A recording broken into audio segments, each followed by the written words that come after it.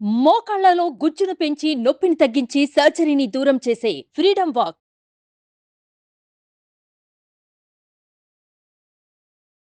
నమస్తే.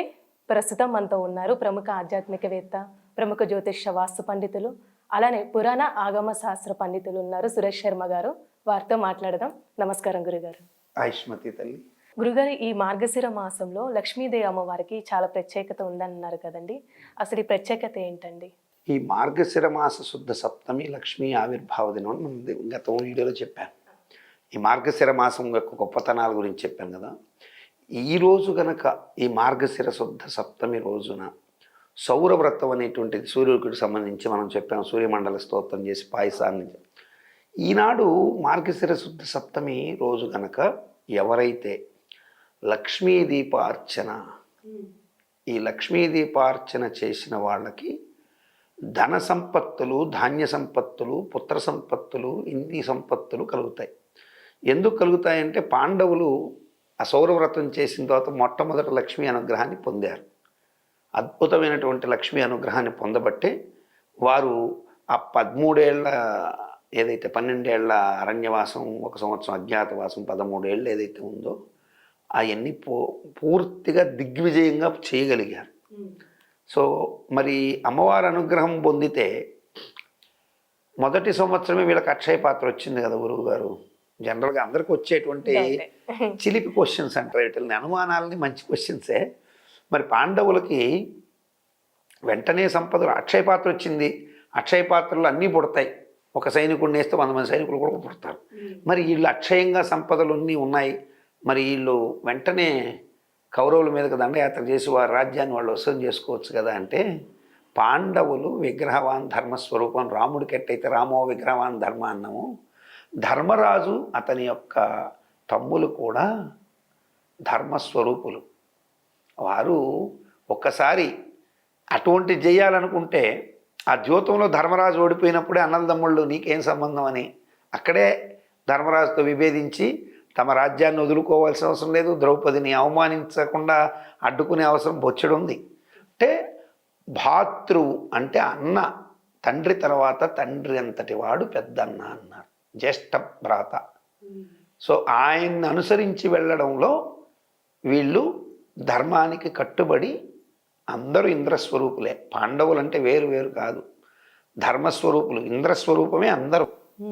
సో ఆ ఇంద్రస్వరూపం కాబట్టి వీళ్ళందరూ కూడా ధర్మ ప్రతినిధిగా ధర్మరాజును అనుసరించి ఈ అన్నదమ్ములు అలా కట్టుబడిపోయారు. అందుకని వీళ్ళకి అక్షయ పాత్ర ఉండి అవలీలగా శత్రు సంహారం చేయగలిగినటువంటి శక్తి ఉన్నా అక్కడ పెద్దల సమక్షంలో జరిగినటువంటి ఆ ప్రతిన ప్రకారమే 12 సంవత్సరాలు వీరు ఆ సంపదలు అయితే అనుభవించుకుంటూ హాయిగా అరణ్యంలో, ఇప్పుడు అరణ్యంలో బిల్డింగ్లు కట్టడం కూడా వాళ్ళకి చేతవచ్చు, వాళ్ళు కట్టుకోవచ్చు లక్షణంగా. కానీ వనవాసం లాగే చేయాలి. రూల్ కదా, రూల్ని వైలేట్ చేయలేదు, ధర్మానికి నిలబడ్డారు. అలాగే అజ్ఞాతవాసంగానే చేయాలి. అజ్ఞాతవాసం అంటే ఏంటంటే నీ యొక్క ఐడెంటిటీ ఇంకొకరు తెలియకుండా చూసుకోవడం. నువ్వు ఎవరో బయట వాడికి తెలియకుండా, నువ్వు ఒక పనివాడిగా నీ యొక్క రాచరికపు పోకడలు బయటపడకుండా, నీ యొక్క పరాక్రమాలని బయటకు వెలువర్చకుండా, నువ్వు ఎవరో తెలియక వేరునామాలతో అజ్ఞాతమైనటువంటి జీవనం గడపాలి. అలా గడపగలిగారు. అందుకు సూర్యుడు అనుగ్రహం, లక్ష్మీ అనుగ్రహం తోడయింది. ఆ తోడైన అనుగ్రహం ఆ రోజే వాళ్ళు వాడుకొని ఉండుంటే ఈరోజు పాండవుల గురించి మాట్లాడాల్సిన అవసరం మనకు లేదు. వాళ్ళు ఓపికగా వేదిక చూశారు. లక్ష్మీదేవి ఎప్పుడు కూడా క్ష్మ అంటే భూమికి ఉన్నంత ఓర్పు మనకు ఎప్పుడైతే ఉంటుందో, ఓర్పు ఉందా అండి మాకు డబ్బులు రావటం లేదని కాదు. అక్కడ ఓర్పు దేనికి ఓర్పు అంటే, ధనం వచ్చినప్పుడు ఆ ధనాన్ని ఎక్కడో ఒకటి తెరిపెట్టేయాలని అందరికీ తొందర. ఇప్పుడు 1 లక్ష రూపాయలు వచ్చాయి అనుకోండి, ఈ 1 లక్ష రూపాయలు ఖర్చు పెట్టిన దాకా చేతుల్లో ఎట్లా ఉంటుందంటే తేళ్ళు జర్రులు పాకుతూ ఉంటాయి. ఖర్చు పెట్టేయాల్సిందే. ఒక్క నిమిషం కూడా బీరోలో పెట్టుకోవాలనిపించదు. ఆ 1 లక్ష రూపాయలు రాగానే వెంటనే ఒక స్కూటర్ కొందామా, లేకపోతే ఒక మంచి బట్టలు కొందామా, లేకపోతే ఈ 10,000లో సినిమా చేద్దామా, లేదా భార్య పిల్లల్ని తీసుకుని యాత్రకి వెళ్దామా, ఇదే ఆలోచనలు వస్తాయి. అందరికీ వచ్చేదే. అదే అక్కడ ఓర్పుగా కనుక ఈ ధనాన్ని ఎక్కడెక్కడ సద్వినియోగం చేయాలనే ఆలోచన ఉన్నవాడికి లక్ష్మీదేవి నిలబడుతుంది. నేను అనేకసార్లు లక్ష్మీ శబ్దానికి అర్థాలు చెప్పుకుంటూ వచ్చాను. లా అంటే ఐశ్వర్యం, లక్ష్మీదేవి. క్ష్మ అంటే భూమి. ఇమ్ అంటే అహంకారం. డబ్బు వచ్చినోడికి అహంకారం ఎందుకు వస్తుందంటే ఇమ్ అనేటువంటిది అహంకారాకర్షిణి. క్ష్మ అనేది భూమి. సో ఎప్పుడైతే భూమికి రాజు అవుతాడో వాడికి అహంకారం తలకెక్కుతుంది. అహంకారం ఎప్పుడు తలకెక్కిందో వాడు ఎంత గొప్పవాడైనా కింద పడిపోతాడు. అహంకారం లేని వాడిని లక్ష్మీదేవి అనుగ్రహిస్తుంది. వాడికి డబ్బు వస్తున్నా వాడు అహంకారం కాని పనులు, దేశానికి ఉపయుక్తమైన పనులు ఎప్పుడైతే చేసుకుంటూ వెళ్తుంటాడో వాడు సంపదలతో అలా వెళ్తుంటాడు. ఎప్పుడైతే వాళ్ళు ఆ విధమైనటువంటి వస్తే లక్ష్మీ అనుగ్రహం దొరుకుతుంది. అయితే ఈ లక్ష్మీదేవి పరిపూర్ణ అనుగ్రహం పొందడానికి సౌరవ్రతం వాళ్ళు ఎట్లాగైతే పాండవులు చక్కగా సూర్యుడిని సూర్యమండల స్తోత్రంతో ఆరాధించి పాయసాన్నాన్ని నివేదన చేసి చక్కగా వారు ఎట్లా యోగాన్ని పొందారో ఎర్రని బియ్యము, ఎర్ర గోధుమలతో చక్కగా చేసిన ప్రసాదంతో లక్ష్మీ అనుగ్రహానికి కూడా పూజ చేశారు. లక్ష్మీ ప్రాదుర్భావ ఘటన మార్గశిర మాసంలోని సప్తమిలో అమ్మవారు పుట్టినట్టుగా కూడా ఉంది. సో అమ్మవారు పుట్టినటువంటి ఈ ప్రాదుర్భావ ఘటనలో అమ్మవారికి ప్రీతిగా ఏమి చేసుకోవాలి? లక్ష్మీ దీపార్చన అన్నాం. ఇది అనేకం ఉన్నాయి. నేను చెప్పేది మాత్రం నేను చేసినది, ఎక్స్పీరియన్స్డ్ లక్ష్మీ దీపార్చన. ఏమిటి లక్ష్మీ దీపార్చన? మార్గశిర శుద్ధ సప్తమి రోజు ప్రాతకాలమునని నిద్రలేయాలి. సూర్యోదయాత్ పూర్వం నిద్రలేయాలి. నిద్రలేచి చక్కగా అభ్యంగనం, తలకి ఆవు నేతిని కానీ నువ్వుల నూనెని కానీ ఏదైనా సరే, నువ్వుల నూనె అంటుకోవడమే శ్రేయస్కరం. అంటించుకొని చక్కగా నలుగు పెట్టుకొని స్నానం చేయాలి. సూర్యోదయానికి పూర్వమే స్నానం చేసి సూర్యోదయ వేళ స్వామివారిని, సూర్యనారాయణ స్వామిని ఆదిత్య హృదయం కావచ్చు, లేదంటే నువ్వు సూర్యమండల స్తోత్రంతో పారాయణ చేయొచ్చు, అరుడ ప్రశ్న హోమాలు చేసుకోవచ్చు, ఏదైనా చేసుకోవచ్చు. ఎర్రని జపా పుష్పాలంటే ఇప్పుడు మనకి దొరకవు, కానీ మందార పువ్వులనే జపా పుష్పాలను కూడా పిలుస్తాం. ఆ ఎర్ర మందార పూలు ఒక 7 తీసుకుని సూర్యనారాయణుడికి చూపించి తులసి కోటలో పెట్టి చక్కగా నమస్కరించి ఆ తదుపరి ఆ తులసి కోటలో కూడా ఎలా పెట్టాలి? మూలతో విష్ణు రూపాయ లక్ష్మీ స్వరూపిణి, మూలతో విష్ణు లక్ష్మీ స్వరూపం అక్కడ ఒకటి పెట్టాలి. కింద తులసి కోట ఇలా ఉందనుకోండి, ఆ చెట్టు వేళ్ళు ఎక్కడ దిగుతున్నాయో అక్కడ ఒక పువ్వు పెట్టాలి. దక్షిణతో విష్ణు శివరూపాయ ఇటు, అంటే తులసి కథలోనే మనకు చక్కగా శివుడి యొక్క ప్రాధాన్యత ఉంది కాబట్టి అక్కడ శివరూపంగా భావించాలి. సంధానకర్తగా బ్రహ్మ ఉన్నాడు కాబట్టి దక్షిణ పక్క ఉత్తర శాఖలో ఇంకొక పువ్వు పెట్టాలి. అప్పటికి 3 పువ్వులు అయినాయి. ఆ తదుపరి మిగిలిన శాఖలలో గౌరిని, సరస్వతిని, సర్వదేవతా స్వరూపంగా గోవుని అందరినీ కలిపి ఒక్కొక్క పువ్వుని ఆ తులసి కొట్టకి చక్కగా పువ్వులని మందార పూలు పెట్టి చక్కగా నమస్కరించుకొని తదుపరి నువ్వు గ్రామంలోకి వెళ్ళి నువ్వు నీ యొక్క పని, నువ్వు ఉద్యోగం చేస్తుంటే ఉద్యోగం, వ్యాపారం చేస్తుంటే వ్యాపారం, ఏది నువ్వు ఆ రోజు ధర్మబద్ధంగా సంపాదించిన ధనం ఉందో ఆ ధనముతో చక్కగా వరిపిండి, బియ్యము పిండి, అలాగే బెల్లము, ఆవు నెయ్యి సంపాదించుకొని బిల్వపత్రాలు తీసుకోవాలి. చక్కగా ఏది బిల్వపత్రాలు అంటే మారేడు ఆకు. మారేడు అంటే రేడు అంటేనే ఎవరు? రాజు. మారేడు అంటే ఈశ్వరుడే. సో ఈశ్వరుడికి ఒక నమస్కారం చేసుకొని బిల్వపత్రాలు తీసుకొని ఆ తదుపరి కొద్దిగా గోమయం ఆవు పేడ తీసుకొని పసుపు కొద్దిగా సంగ్రహించుకొని మామిడి తోరణాలు కూడా తెచ్చుకొని పూలు, అమ్మవారి అర్చనకు కావలసినటువంటి పండ్లు, కొబ్బరికాయ, మామూలు పూజా సామాగ్రి, ఆవు నేతికి, దీపానికి అన్నీ రెడీ చేసుకున్న తర్వాత ఇంటికి వచ్చి మధ్యాహ్న కాలంగా అంటే సాయంత్రం 3:30-4 గంటలకి ఇంటికి వచ్చేయాలి.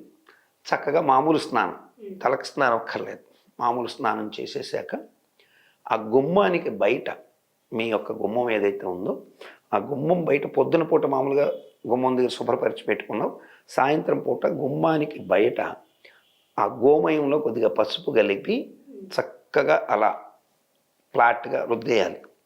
రుద్ది దాని మీద చక్కగా ముగ్గులు వేయాలి. ముగ్గు కర్రలు వేసేసి అష్టదళ పద్మం కూడా వేసి ఇప్పుడు 2 ప్రమిదలు, మట్టి ప్రమిదలు, 2 ప్రమిదలు ఇటు, 2 ప్రమిదల్లో ఆవు నేతిని వేసి గుమ్మానికి బయట 2 దీపాలు వెలిగించి తదుపరి దేవతా గదిలోకి వెళ్ళి అష్టదళ పద్మం ఒకటి పెద్దది వేసుకొని దాంట్లో అన్ని దళాల్లో కూడా బిల్వపత్రాల నుంచి మధ్యలో ఒక చిన్న పళ్ళెం, బంగారు పళ్ళెం, వెండి పళ్ళెం, రాగి పళ్ళెం ఏమీ లేకపోతే చిన్న వస్త్రం మొక్క పెట్టి దాని మీద బియ్యం పోసి చక్కగా ఆ బియ్యం పోసిన తదుపరి ఆ దాని మీద ఒక లక్ష్మీదేవి ప్రతిమ, వెండి ప్రతిమ, రాగి ప్రతిమ, మీకు బంగారు ప్రతిమ, మీ శక్తి చిన్న డాలర్ దగ్గర నుంచి ఏదైనా సరే ఒక రావి ఆకు మీద పెట్టాలి.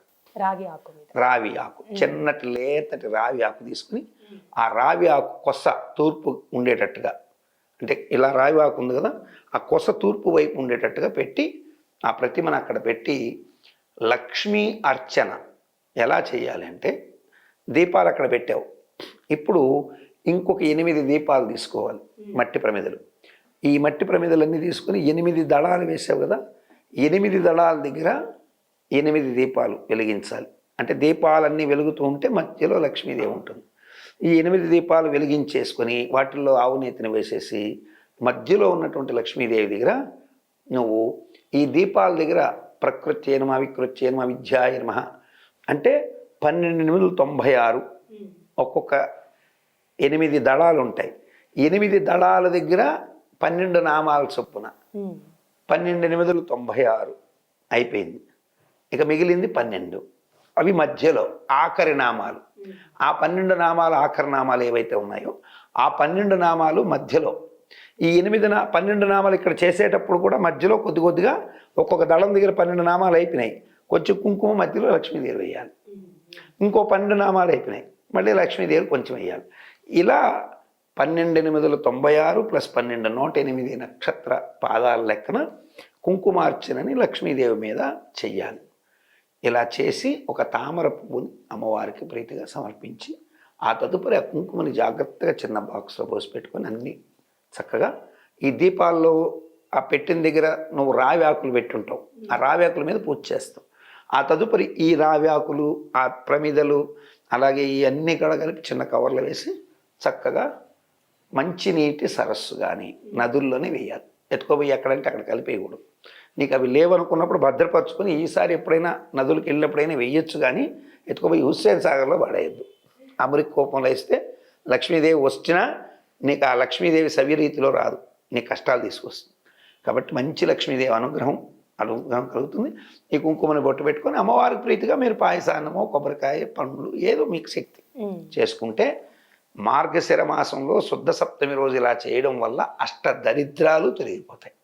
ఈ అష్టదరిద్రాలు అన్నీ తొలగినాయి అంటే అష్టలక్ష్మి అనుగ్రహం నీకు కలిగితే ఈ సంవత్సరం నువ్వు పూజ చేసావు, డిఫరెన్స్ నీకు ఈ సంవత్సరంలో ఖచ్చితంగా కనపడుతుంది. అమ్మవారి అనుగ్రహంతో ఈ సంవత్సరం అంతా నీకు ఆ పూజ చేసిన తర్వాత మరో సంవత్సరం నేను చెప్పకుండానే నువ్వే కూర్చొని పూజ చేసుకోవాలి అన్నంతటి ఆ సద్భావన, అటువంటి మంచి జరిగింది అన్నటువంటి ఒక ఆనందం అన్నీ నీకే వస్తాయి.